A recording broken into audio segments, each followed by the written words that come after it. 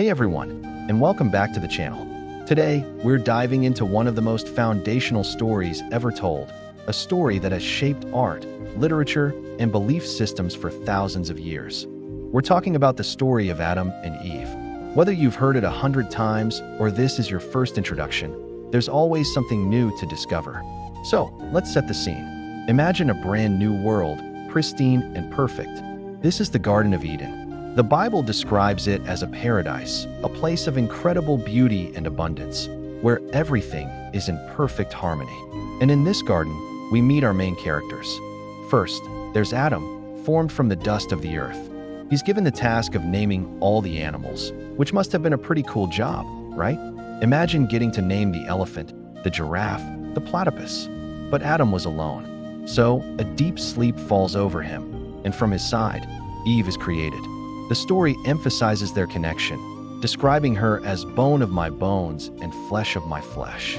They are a team, companions in this perfect world, with no shame, no fear, just pure innocence. They have everything they could ever want, with just one rule to follow. A single, simple instruction.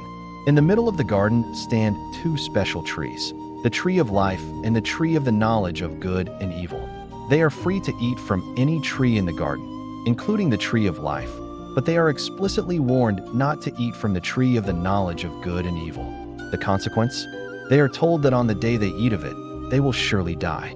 It sounds straightforward enough, a clear boundary in a world of complete freedom. But then, a new character enters the story, the serpent.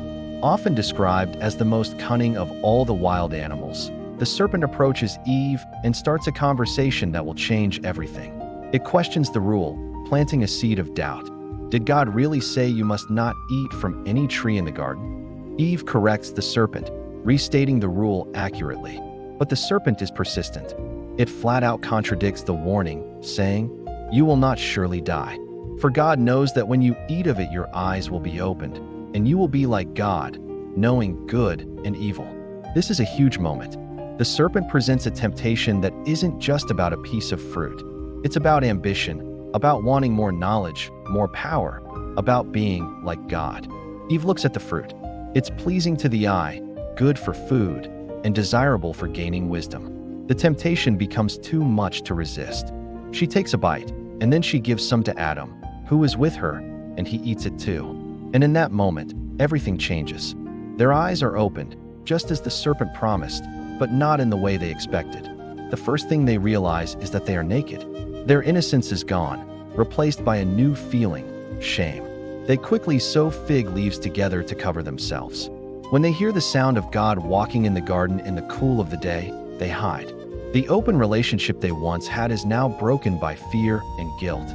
What follows is a conversation filled with blame. When confronted, Adam blames Eve, and he even indirectly blames God, saying, "The woman you put here with me, she gave me some fruit from the tree, and I ate it." Then, Eve blames the serpent. No one takes full responsibility. The consequences are severe. The serpent is cursed. Eve will experience pain in childbirth and a complex relationship with her husband, and Adam will have to toil and work the ground for his food. And most significantly, they are banished from the Garden of Eden. They are cut off from the tree of life, and mortality becomes their new reality. This story, at its core, is a powerful exploration of human nature. It touches on themes of innocence, temptation, choice, and consequences. It's a narrative about the origin of struggle, of shame, and the complexities of human relationships. For centuries, people have debated its literal and symbolic meanings. Is it a historical account, a profound allegory, or both?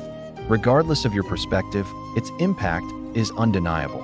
It sets the stage for so much of what follows in the biblical narrative and continues to be a source of deep reflection on what it means to be human. If you enjoyed this, don't forget to like, subscribe, and hit that notification bell so you don't miss our next deep dive. See you in the next video.